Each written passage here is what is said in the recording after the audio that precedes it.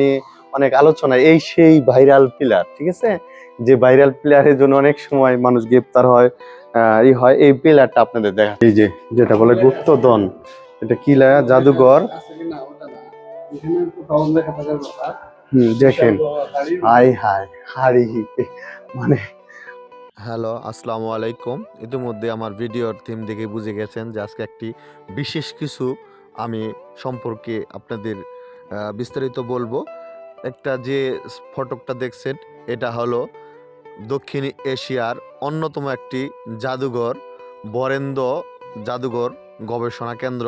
এটা হলো রাজশাহী বিশ্ববিদ্যালয় থেকে 10 টাকা ভাড়া, সাহেব বাজার বা 0 পয়েন্ট বা বড় মসজিদ বললেই এখানে স্থানে নিয়ে নামিয়ে দিবে। এটা হলো এই জাদুঘরের মেন ফটক। এখন আমরা যাচ্ছি আপনার টিকিট কাউন্টারে। এখানে টিকিট কাউন্টারে বসে আছে সবাই।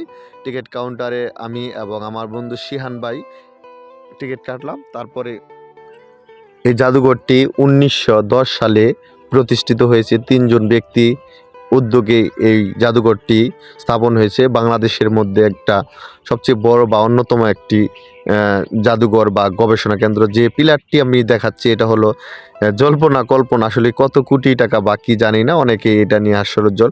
এখানে শুধু আসলেই ভাস্কর্য নয়, এখানে সবচেয়ে ছোট কোরআন, সবচেয়ে বড় কোরআন এবং অনেক খুবই মূল্যবান ছোট ছোট যে কয়েনগুলো স্বর্ণের এবং রূপোর, সব ধরনের কয়েন এখানে পাওয়া যায়।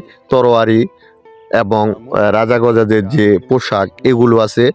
আরও দেখতে পারবেন এখানে আপনার মৌর্য শাসন, গুপ্ত শাসন, পাল বংশ, সকল ধরনের এবং এগুলো সব কিছুই রয়েছে। আমি আসলেই দেখাতে পারলাম না পারমিশনের জন্য। তো এখন যে দৃশ্যটি দেখতে পাচ্ছেন, এটা হলো শুধু যেতটুকু পারমিশন আছে ওইটুকু দেখাচ্ছি। এটা হলো আপনার ভিতরের ফটক, এই জাদুঘরের ভিতরের ফটকটি। এগুলো আসলেই কি ধরনের পাথর জানি না, শুধু মূল্যবান পাথর, ভাস্কর্য এগুলোই জানি, অন্য মাইন্ডে নেবেন না কেউ।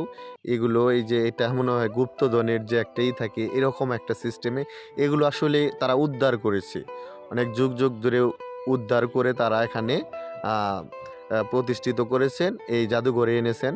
তো এগুলো সবই মূল্যবান, আসলে লক্ষ লক্ষ কোটি কোটি টাকার দামে শত শত এই জিনিসগুলো, পাথরেরগুলো দাম আসলে ভাষায় প্রকাশ করা যাবে না। এখন দেখাচ্ছি যে তরোয়ারি বা বাউল, মানে সকল যুগের যে নিদর্শন, এগুলোই এখানে আপনারা দেখছেন। তো এইখানে ঘুরে ঘুরে দেখাচ্ছি, অনেক মানুষ এখানে আসে। আসলে আমি বলে রাখি, আজকে এখানেই, পরবর্তী কোনো